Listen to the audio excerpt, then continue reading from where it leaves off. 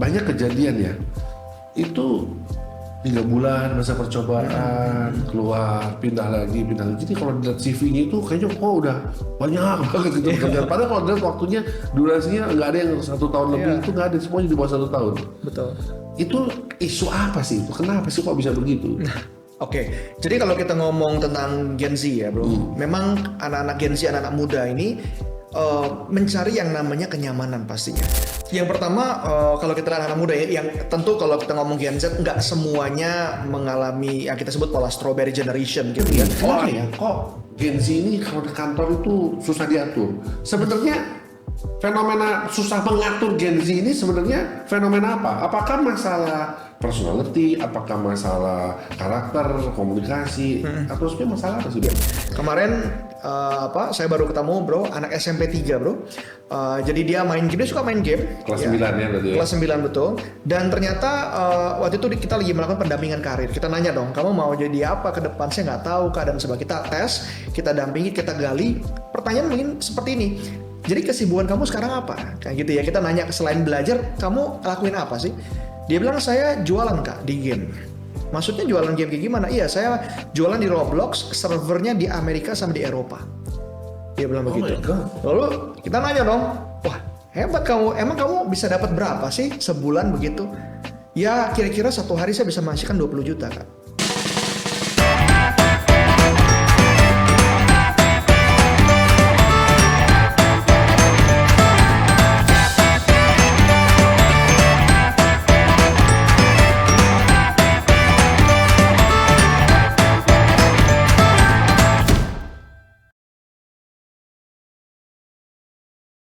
Halo Sobat Waras dimanapun Anda berada, apa kabar?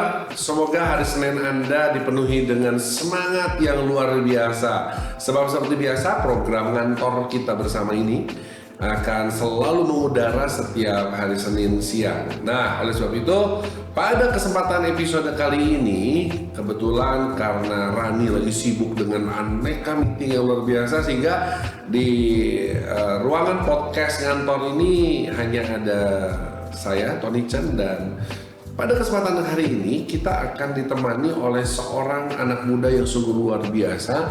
Beliau adalah seorang yang umurnya nggak beda jauh dari saya, milenial, tetapi dia punya satu pekerjaan, punya satu pelayanan dan panggilan yang luar biasa.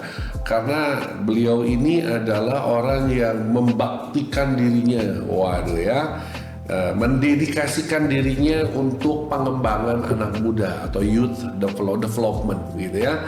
Nah, kita langsung panggil siapakah bintang tamu saya pada siang hari ini di program ngantor, ngobrol bareng anak sekantor. Selamat datang dan selamat pagi Bro Albert. Selamat, thank you Bro Tony. Tos dulu dong. Thank you.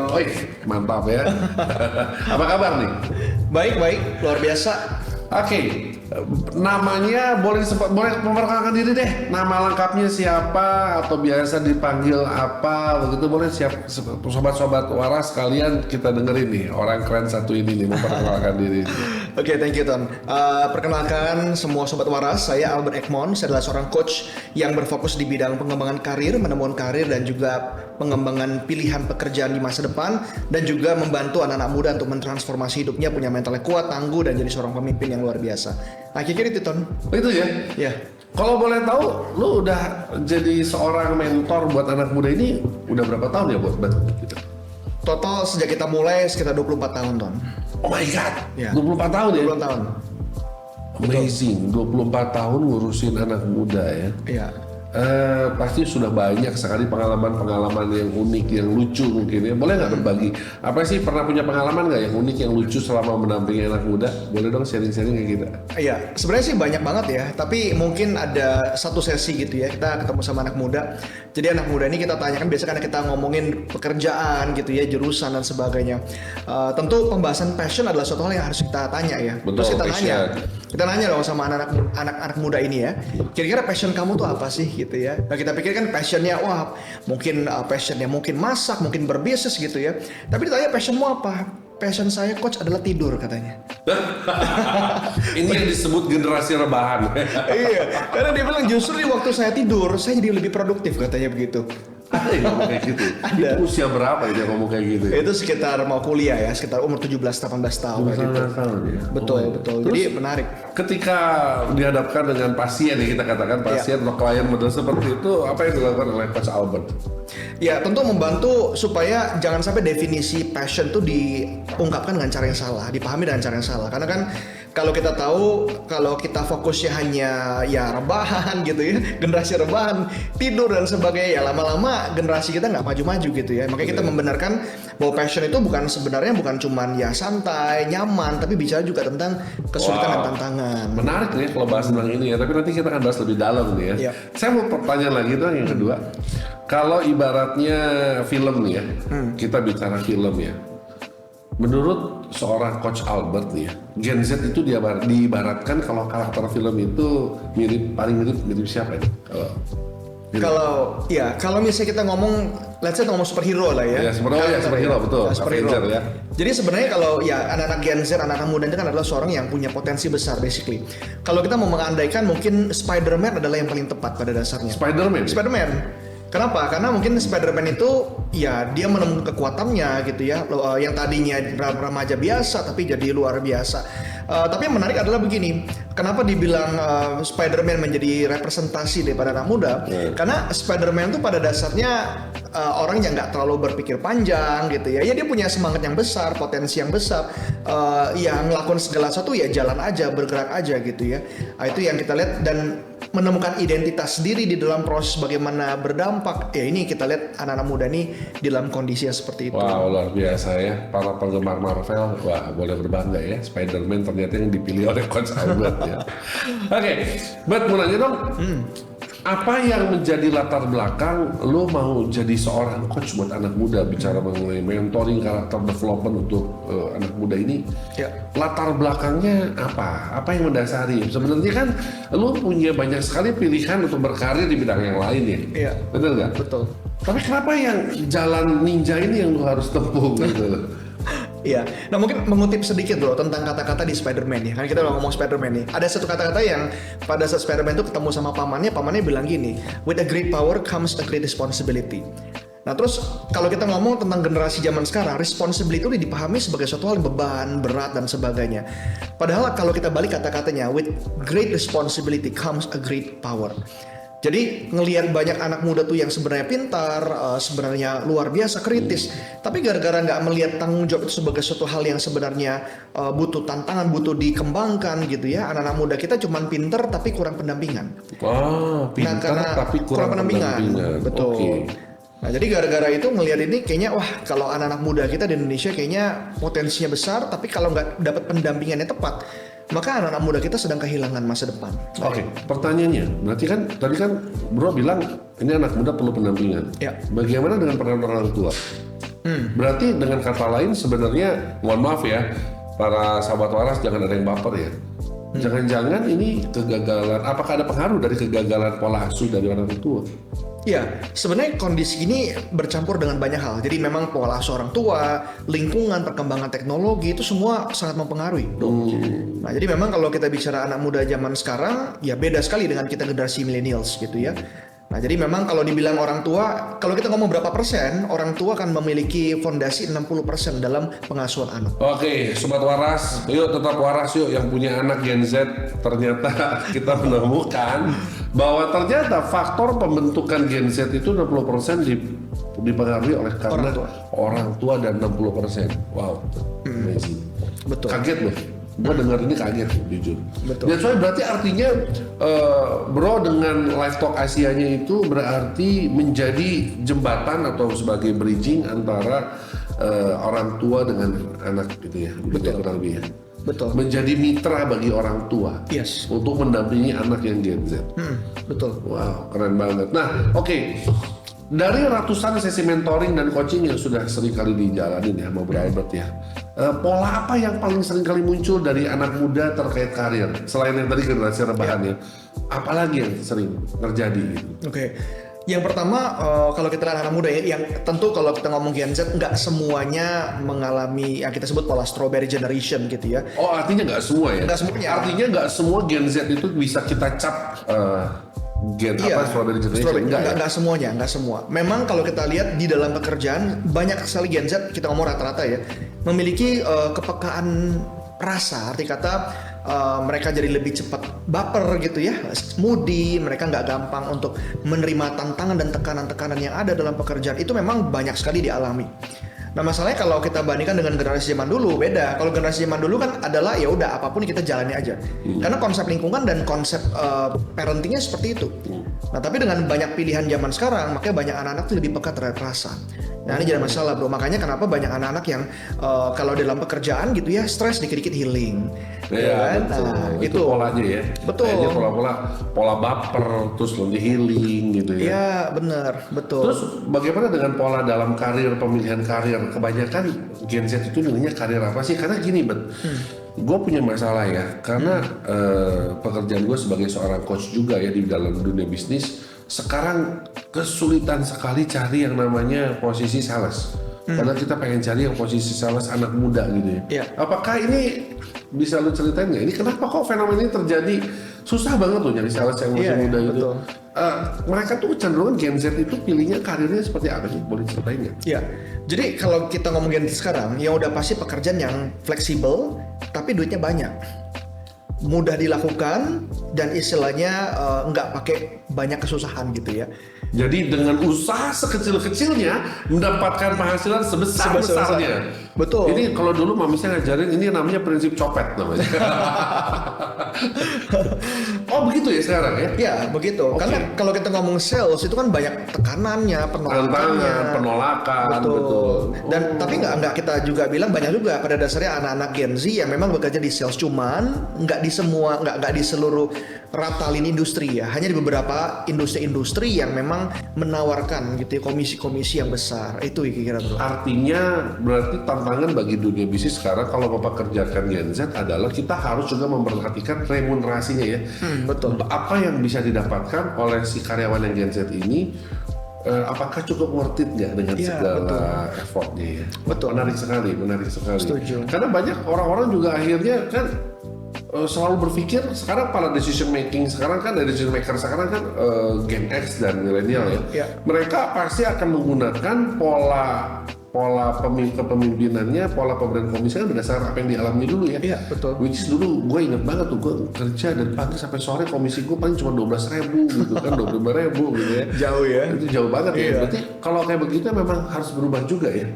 Bagaimana para pemimpin bisnis, pemimpin usaha juga harus bisa melihat ini bukan suatu hal yang buruk, betul ya? Iya, betul. Tetapi satu peluang untuk mereka mau berubah, menyesuaikan diri ya? Iya, setuju. Wah, menarik. Nah, oke, lanjut lagi, Bert. Menurut Albert, apa isu yang paling mendesak yang Gen Z hadapi ketika dia masuk dunia kerja? Anggap ya, dia baru lulus kuliah gitu ya. Tantangan yang dan isu yang paling mendesak apa nih Gen Z? Karena banyak kejadian ya, itu 3 bulan masa percobaan, keluar, pindah lagi. Jadi kalau dilihat CV-nya itu kayaknya udah banyak banget gitu kerjaan. Padahal kalau dilihat waktunya, durasinya nggak ada yang 1 tahun lebih, itu nggak ada, semuanya di bawah 1 tahun. Betul. Itu isu apa sih itu? Kenapa sih kok bisa begitu? Oke, jadi kalau kita ngomong tentang Gen Z ya bro, memang anak-anak Gen Z, anak-anak muda ini mencari yang namanya kenyamanan pastinya.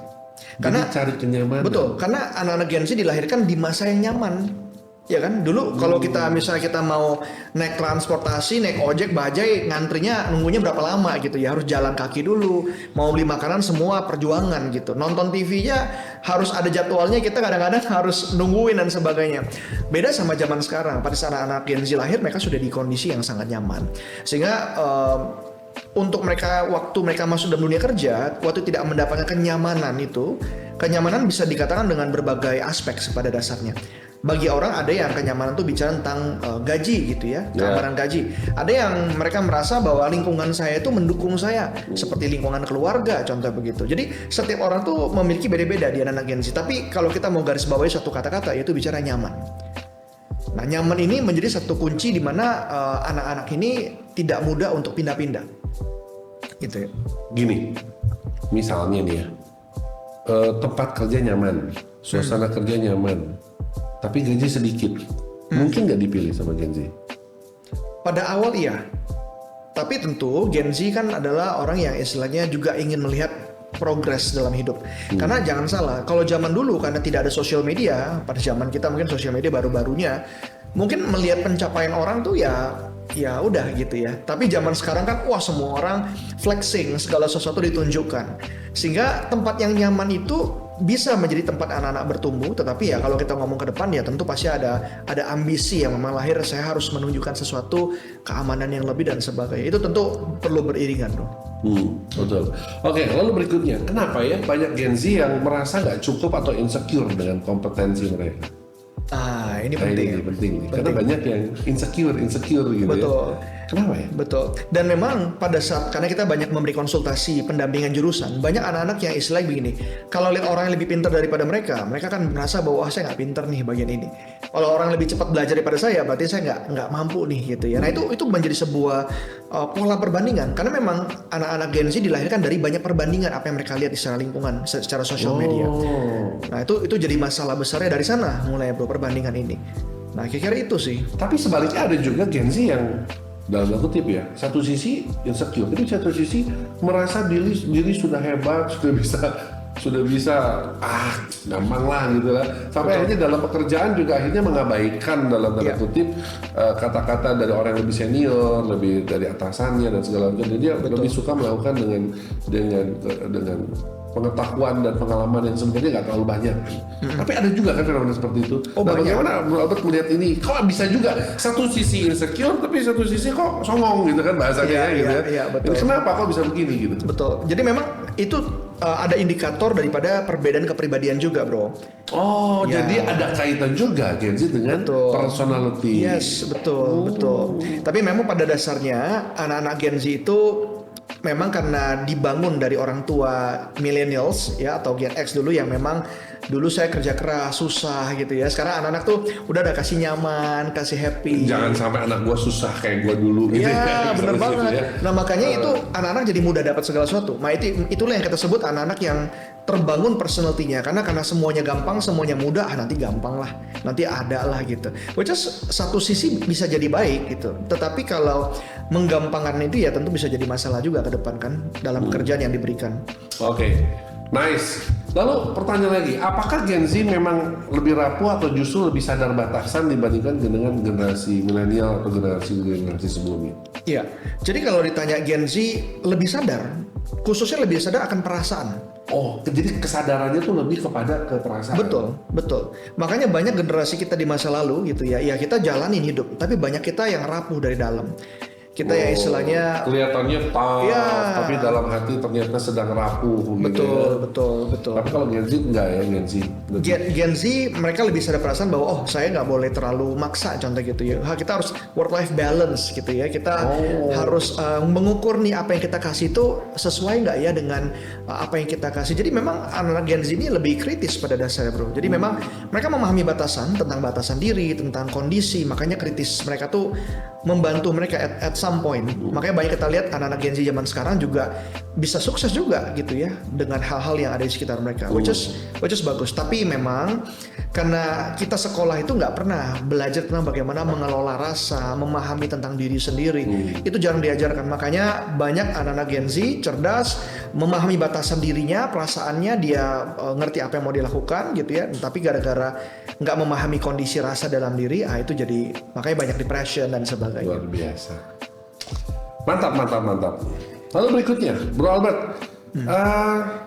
Satu sisi tadi Bro Albert mengatakan bahwa Gen Z ini orangnya sangat sadar akan perasaan gitu ya. Tapi kenapa kok mudah burnout? Ya. Nah ini kenapa? Kok Gen Z mudah burnout seperti ini? Dari sudut pandang Bro Albert, kenapa penyebabnya mudah burnout? Padahal kan mereka katanya tadi dilahirkan di zaman yang sudah dimudahkan. Lalu kenapa nggak mudah burnout? Betul. Nah inilah dilema, Bro. Inilah dilema pada saat segala sesuatu mudah gitu ya. Bisa ada baik, bisa ada negatif. Nah kalau kita tanya kenapa bisa burnout, pasti begini. Anak-anak ini kenapa bisa burnout? Karena kebanyakan yang kita temui di dalam kasus lapangan, banyak anak-anak ini mengejar sesuatu hanya untuk memvalidasi dirinya sendiri. Berbuat sesuatu hanya untuk memvalidasi diri. Contoh misalnya begini, saya harus sukses. Karena kalau saya tidak sukses, saya tidak dianggap sama orang lain. Nah, pada saat anak Gen Z punya pandangan begitu sama, kita di generasi yang lalu juga pasti punya pandangan seperti itu. Tapi dengan tekanan-tekanan yang zaman sekarang dan karena mereka dibangun atas sebuah kondisi yang mudah, yang nyaman, ya jadinya bentrok di sana.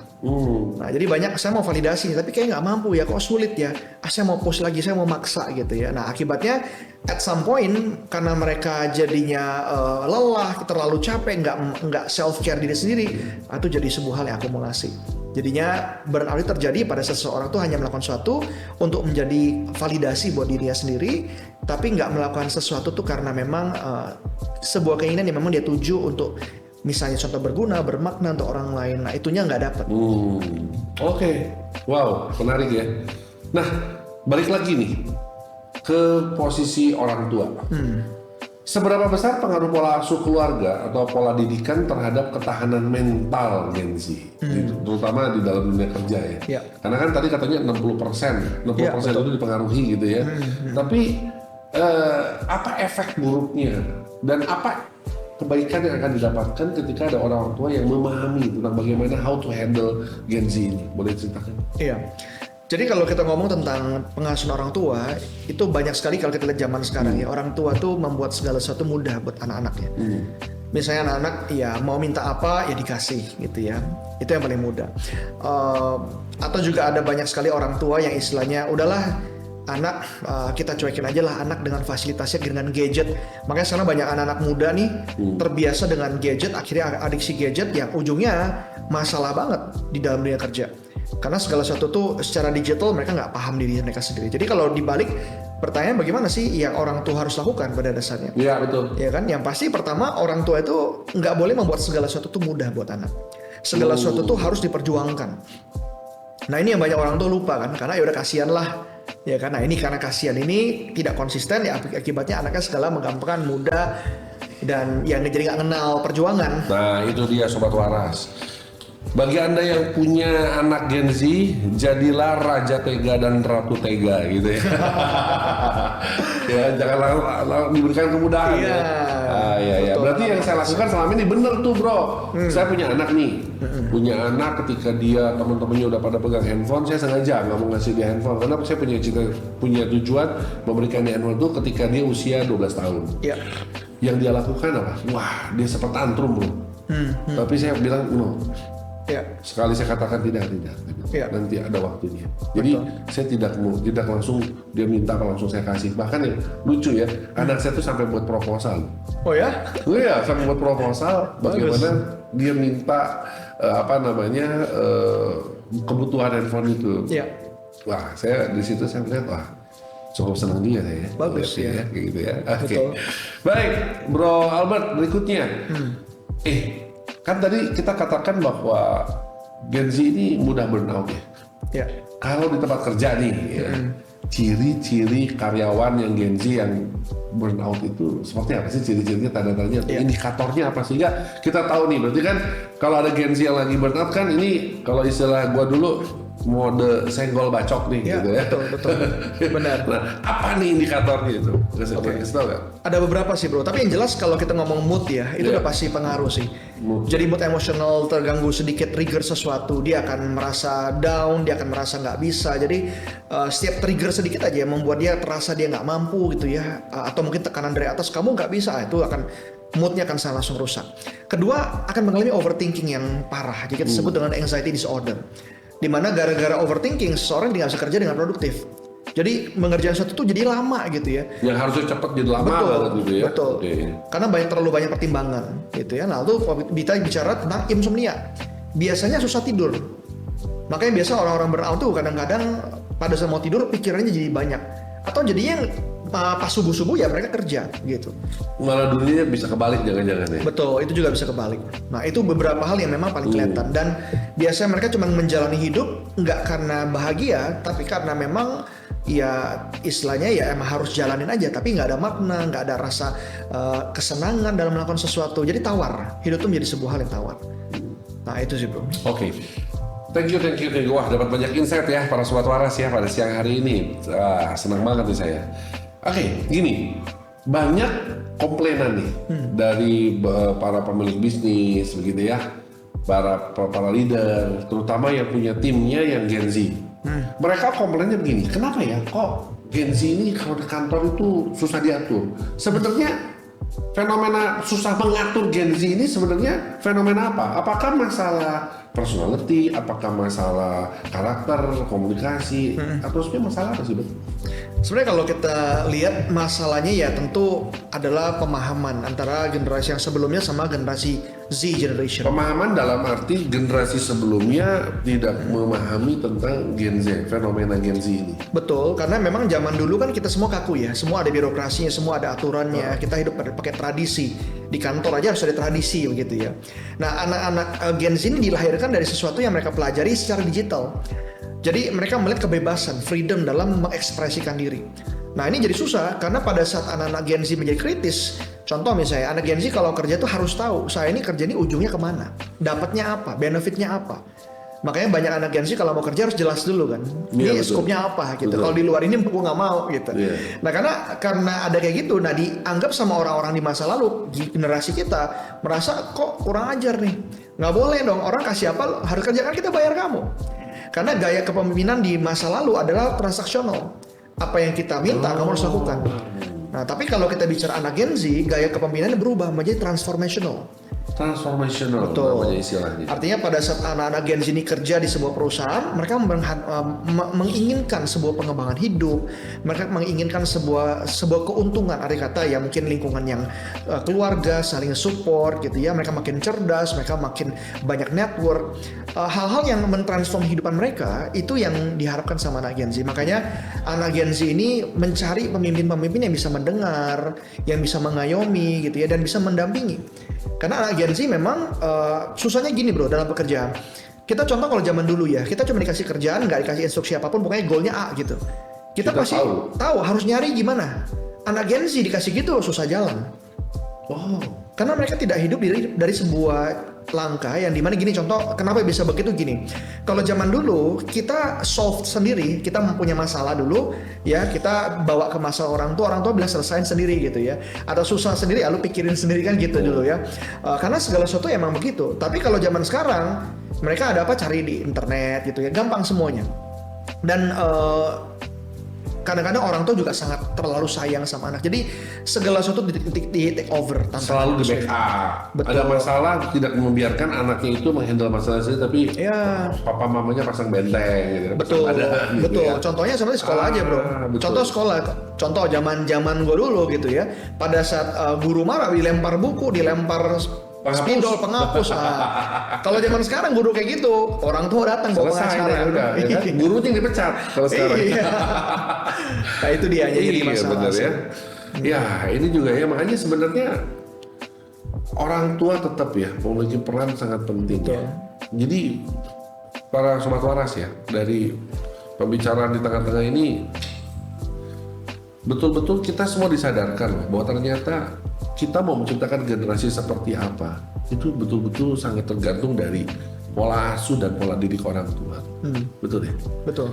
Wow, betapa bahayanya kalau orang tua itu nggak mengenal Ya, tentang hal-hal seperti ini. betul. Jadi, wah, gue jadi semakin semangat ya untuk bagaimana kita bisa mempromosikan ini supaya semakin banyak orang tua sadar ngerti. Iya. Karena kalau nggak, ini kan akan menjadi sesuatu yang seperti bola salju, makin Iya. lama makin parah. Kita harus hancurkan itu ya, bro. Ya? Setuju bro. Pola asuh itu sangat penting. Oke, luar biasa. Lalu berikutnya, bagaimana sih sebenarnya menurut Bro Albert ya pola komunikasi Gen Z dan di dalam dunia kerja gitu, misalnya gitu ya. Pola komunikasinya kalau ngomong sama Gen Z itu mesti gimana sih? Oke. Karena kadang-kadang kan gini ya, oke lah. Kita punya tim yang Gen Z atau di tim kita ada Gen Z, tapi gimana sih cara komunikasi supaya gini, supaya kita juga nyaman, buat Gen Z juga nyaman gitu ya. Ya. Apa sih batasan-batasan do and don't-nya kalau komunikasi sama Gen Z sebenarnya? Oke, yang paling penting adalah Gen Z itu suka dilibatkan, arti kata punya suara gitu ya, dia punya pendapat. Nah, jadi memberikan forum ruang diskusi untuk menanyakan pandangan dan sebagainya itu penting bro. Oh oke. Betul. Seperti itu berarti artinya kita membangun trust bagi si Gen Z juga ya? Iya, artinya betul. gitu ya. Jadi harus kasih dia kesempatan bicara. Yes. Tapi gini, kadang-kadang kan kalau dikasih kesempatan bicara ada dua kemungkinan. Dia nggak ngomong sepatah kata pun, atau ngomong sesuatu yang nyeleneh, yang ngawur gitu. Betul. Ya kan? Sebenarnya tadi contoh jawabannya gitu. Harus gimana? Respon kita sebagai rekan kerja atau pemimpin seperti itu gimana responnya? Iya, pada dasarnya pada saat itu terjadi ya nggak apa-apa. Jadi kita menyampaikan aja secara logis ya. Karena anak Gen Z suka hal-hal yang logis, bisa dilihat, bisa dirasakan, bisa digambarkan begitu. Jadi memang ya sampaikan aja. Dan kalau kita ngobrol sama anak Gen Z nggak apa-apa, perdebatan itu bagus. Selama memang ujungnya bagus. Maksudnya ujungnya satu hal yang menjadi tujuan bersama. Nah itu tetap harus ada bro. Berarti artinya kita juga sebagai rekan kerjanya, pemimpinnya nggak boleh baper dong. Oh iya pasti. Karena kalau kita baper lalu apa bedanya kita sama mereka ya? Pasti. Itu dia sobat waras ya, makanya betul-betul harus waras, benar-benar waras loh ya. Oke, lalu berarti pola komunikasi, pola penyadaran diri, pola penerimaan itu yang harus dipelajari oleh banyak orang-orang di sekitar Gen Z, terutama di dunia kerja ya. Oke, keren banget. Lalu berikutnya gini, skill apa sih yang sebenarnya kurang dari Gen Z ketika mulai bekerja, tapi jarang mereka sadari? Jadi contoh gini, ini penting, tapi mereka tuh nggak sadar dan kita perlu untuk mengingatkan itu. Apa sih skill apa? Iya, lebih ke memprioritaskan gitu ya, buat time management. Time management memprioritaskan segala sesuatu, deadline gitu ya. Itu yang penting-penting. Anak Gen Z nggak suka micromanage. Tetapi masalahnya kalau nggak di-micromanage kadang-kadang jadi miss out karena kesulitan dalam memanage tekanan gitu ya.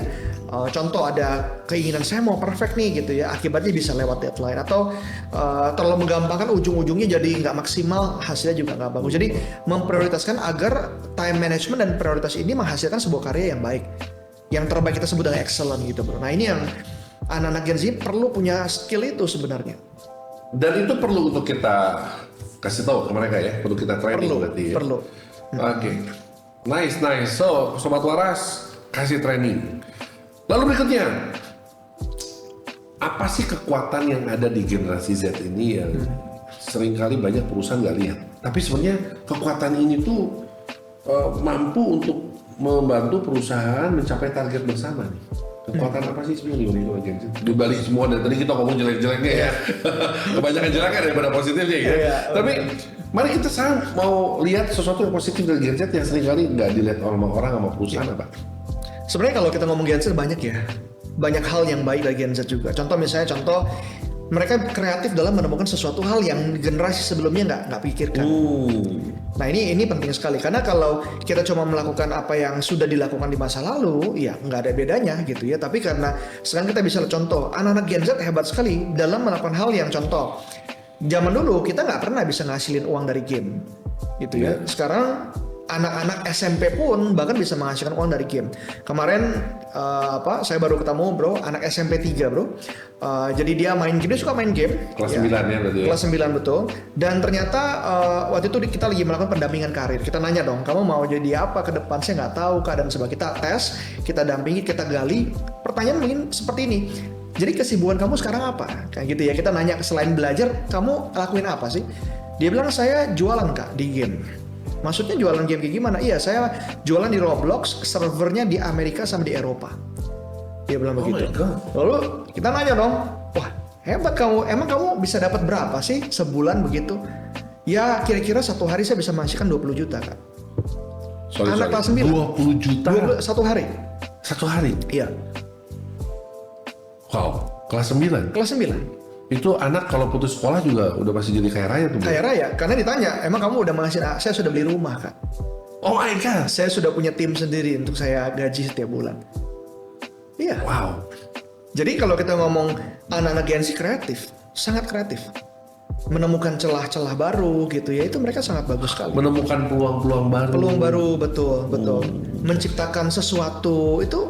Dan mereka adalah generasi yang istilah gini, kalau zaman dulu kita harus ke kantor kerja, kalau mereka bisa kerja di mana aja gitu dan tetap menghasilkan uang. Iya betul. Nah ini yang menarik, yang dulu kita nggak punya konsepnya seperti itu kan. Iya betul. Nah ini bro, jadi kreativitasnya, terus menemukan peluang-peluang barunya gitu ya. Dan anak-anak Gen Z adalah orang-orang yang pada dasarnya berani coba, berani explore hal yang Berani baru, ambil resiko juga. Walaupun ujung-ujungnya dia burnout sendiri gitu, tapi dia berani di situ. Berani. Ya karena memang ada banyak faktor ya. Selain memang apa yang mereka harus merasa bermakna, dinilai secara orang lain, judgement itu kan itu jadi sebuah hal yang penting bagi anak-anak Gen Z. Self actualization lah ya. Mereka butuh banget ya itu ya. Betul. Oke. Lalu dunia kan terus berubah nih. Gen Z sekarang kita udah tahu ada Gen Alpha lagi ya bro ya. Betul. Artinya nanti bakal ada lagi generasi-generasi baru. Teknologi juga terus bertumbuh gitu ya. Iya. Nah, bagi Gen Z yang hari ini menyaksikan acara ini nih, mungkin bisa nggak kasih kepada mereka apa ya karakter yang perlu dikembangkan supaya mereka tuh concern di situ. Dan khususnya bagi para orang tua di sini, para sobat waras yang punya anak Gen Z juga bisa tahu nih. Berarti kalau gue punya anak Gen Z, apa yang harus karakter mesti gue tanamkan, gue latih dari sekarang? Mungkin bisa dibagikan. Oke. Jadi mungkin buat orang tua ya. Jadi orang tua kita harus memahami bahwa anak-anak kita ini nggak boleh dibangun atas dasar kenyamanan, karena kenyamanan itu seringkali menumpulkan potensi-potensi mereka.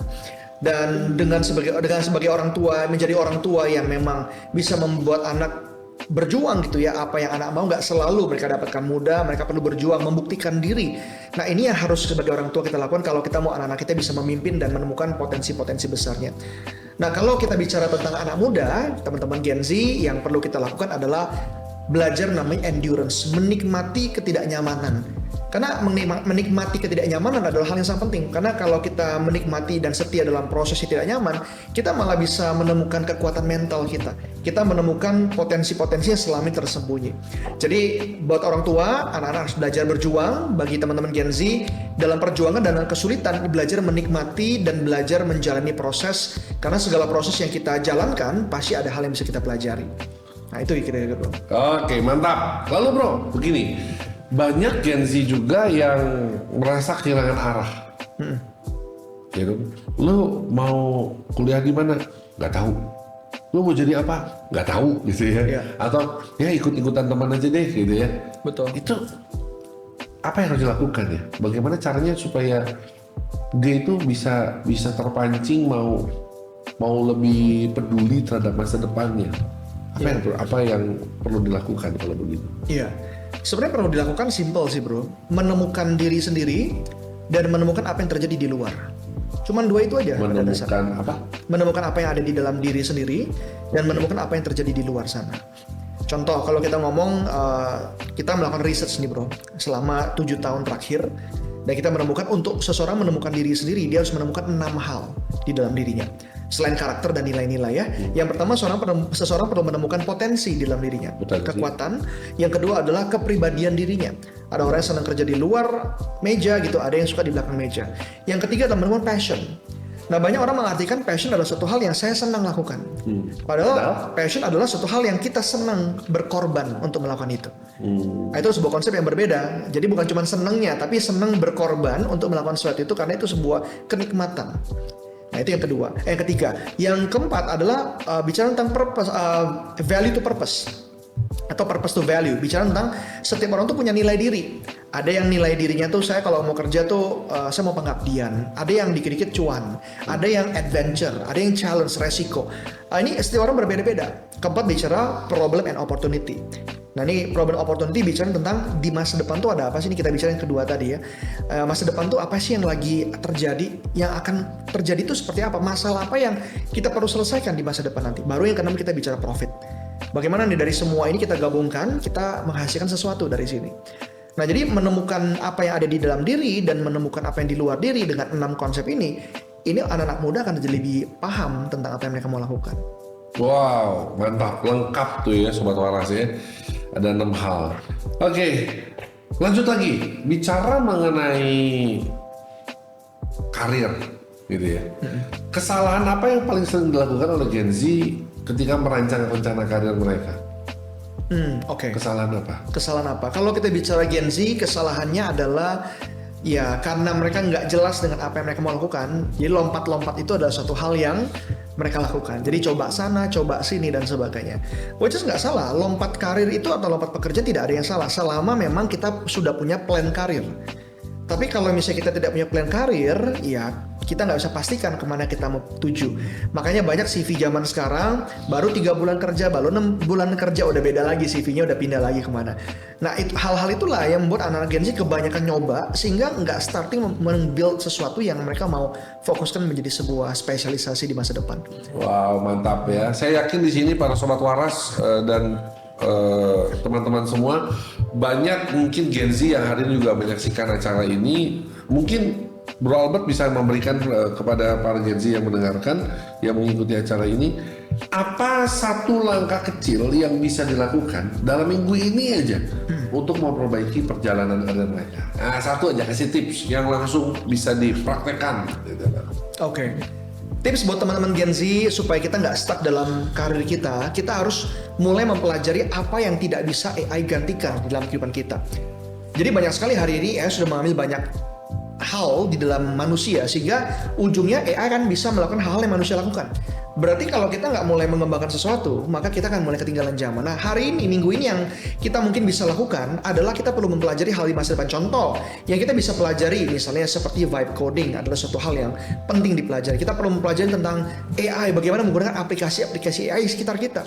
Nah, dengan belajar dan memahami apa yang bisa dilakukan sama AI dan memaksimalkannya, ini akan menambah nilai-nilai kita, sehingga pada saat kita memiliki kemampuan ini, banyak sekali perusahaan-perusahaan yang akan melihat kita dan kita bisa menawarkan value yang lebih, kira-kira seperti itu. Oke, thank you Bro Albert. Dan di sini juga saya yakin para sobat waras, banyak para pengusaha dan juga para pemimpin di dalam perusahaan. Mungkin juga boleh dong Bro Albert berikan satu langkah apa yang bisa perusahaan lakukan supaya Gen Z itu lebih engaged dan loyal kepada perusahaan. Oke. Nah, buat setiap kita yang punya perusahaan, ya, seorang pengusaha juga, sebagai seorang pemimpin juga, yang perlu kita lakukan adalah sebagai pemimpin adalah memberikan Gen Z ruang. Dan kalau kita ngomong Gen Z, memang aturan tetap harus ada, tetapi Gen Z mendambakan fleksibilitas. Mereka mendambakan yang namanya tempat bekerja di mana mereka bisa bertumbuh sebagai seorang pribadi, mereka dinaungi, mereka dituntun dan dibimbing. Nah, dengan konsep ini maka anak-anak Gen Z tentu akan lebih senang kerja karena mereka mendapatkan sebuah tempat yang terbuka, yang mau mendengarkan mereka, memberikan mereka ruang berekspresi, dan juga mampu memberikan mereka tempat untuk bertumbuh secara pribadi. Oke, thank you Bro Albert. Dan kita sekarang sudah di segmen penutup nih Bro, nggak kerasa nih kita udah ngobrol hampir setengah jam lebih. Dan kalau Bro Albert bisa menyampaikan satu kalimat untuk Gen Z yang sedang merasa stuck dalam karir, atau mungkin sedang dalam kebingungan, saya mau melangkah kemana nih dalam menentukan karir saya, kuliah saya, boleh berikan satu kalimat aja untuk Gen Z supaya dia langsung oke, I got the point gitu. Oke. Tips buat teman-teman Gen Z yang sedang mencari apa yang menjadi pekerjaan di masa depan, saya cocoknya apa sih dan sebagainya. Yang paling penting yang bisa kita lakukan sekarang adalah ya cari lembaga yang bisa membantu kita untuk menggali dulu fitur diri kita. Kita perlu cari orang ahli yang bisa membantu kita mengenali diri sendiri supaya kita bisa tahu kira-kira apa yang mau kita punya dalam kehidupan, apa yang kita mau mulai dalam kehidupan kita. Nah, yang kedua adalah research. Banyak sekali kita nggak tahu apa yang kita mau karena kita kurang data dalam kehidupan kita. Nah, dengan mencari riset apa yang terjadi di dunia, apa yang sedang dibutuhkan, mencoba explore skill-skill baru, nah di situ kita akan mendobrak namanya sebuah breakthrough. Yang breakthrough ini bisa membuat kita terbuka. Oh, kenapa saya nggak coba ini? Kenapa saya nggak memulai ini? Jadi cari lembaga yang bisa, ahli yang bisa menolong kita menemukan kita punya apa. Yang kedua, cari data. Data itu bisa explore, data itu bicara apa yang kita lihat, apa yang kita gali dari apa yang terjadi di masa depan. Nah, dari kedua data itu kita baru menanyakan apa yang saya mau lakukan setiap hari sampai saya melakukannya menjadi sebuah expertise, spesialisasi dalam kehidupan saya, sehingga jika ada orang yang ngomongin tentang sebuah industri, saya ada di sana. Saya adalah orang yang spesialis dan memiliki kemampuan yang master di dalam area tersebut. Jadi pastikan 3 hal ini dilakukan supaya kita bisa menemukan diri kita, menemukan apa yang kita mau lakukan di masa depan nanti.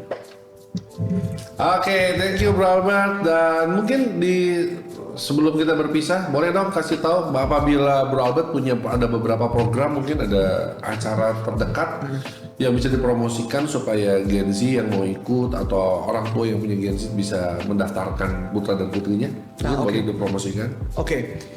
Bagi setiap orang tua atau mungkin teman-teman Gen Z yang masih bingung saya tuh mau ngapain sih dalam kehidupan, kita membutuhkan orang-orang yang bisa membantu kita merancang pekerjaan, karir di masa depan, apalagi di era AI ini. Live Talk Asia hadir untuk memberikan solusi dan mendampingi sampai yakin supaya kita semua menemukan apa yang kita miliki dalam kehidupan dan merancangnya sampai kita pun bahagia dan menjalani passion kita sesuai dengan dunia yang sedang berkembang ini.